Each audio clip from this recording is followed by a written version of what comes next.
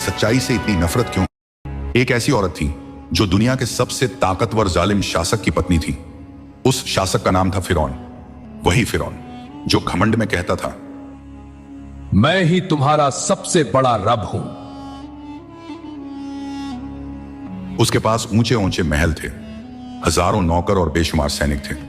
पूरी मिस्र की सल्तनत उसके कदमों में झुकी हुई थी। लेकिन उसी महल के अंदर रहती थी एक अलग ही दिल वाली औरत, गहरी सोच रखने वाली, सच्चाई तलाशने वाली। उनका नाम था हजरत आसिया। एक दिन नील नदी में एक अजीब मंजर दिखाई दिया। पानी के बहाव में एक छोटा सा टोकरी बहती हुई आ रही थी। जब उसे खोला गया तो उसके अंदर एक मासूम सा बच्चा था। फिरौन ने गुस्से में कहा, इसे तुरंत मार डालो। नहीं, इस बच्चे को मत मारो। ये मेरे और तुम्हारे के लिए आंखों की ठंडक होगा। शायद यह मेरे और तुम्हारे लिए आंखों की ठंडक होगा।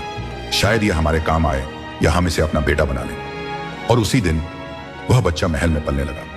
वही बच्चा आगे चलकर बने हजरत मूसा अलैहिस्सलाम।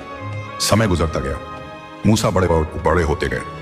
एक दिन उन्होंने लोगों से कहना शुरू किया, अल्लाह एक है, वही असली रब है।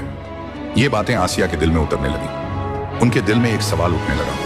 उन्होंने सोचा, अगर फिरौन ही सच में रब है तो उसे इतना डर क्यों लगता है? उसे सच्चाई से इतनी नफरत क्यों है?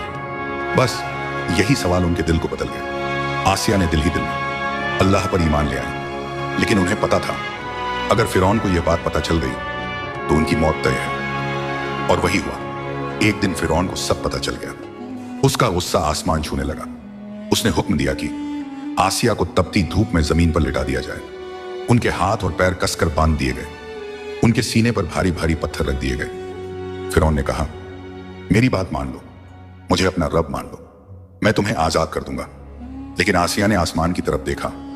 उनकी आंखों में दर्द नहीं बल्कि ईमान की चमक थी। उन्होंने दुआ की, मेरे रब मेरे लिए जन्नत में अपने पास एक घर बना दे और मुझे फिरौन और उसके जुल्म से बचा ले। जैसे ही यह दुआ खत्म हुई, अल्लाह ने उन्हें जन्नत का मंजर दिखा दिया। अब उनके जिस्म को कोई दर्द महसूस नहीं हो रहा था। उनके चेहरे पर एक गहरी सुकून भरी मुस्कान थी। महल आज भी खड़े रहे। फिरौन की ताकत भी कुछ समय तक रही। लेकिन इतिहास गवाह है, जालिम फिरौन का नाम आज लानत के साथ लिया जाता है और हजरत आसिया का नाम जन्नत की रानियों में लिया जाता है।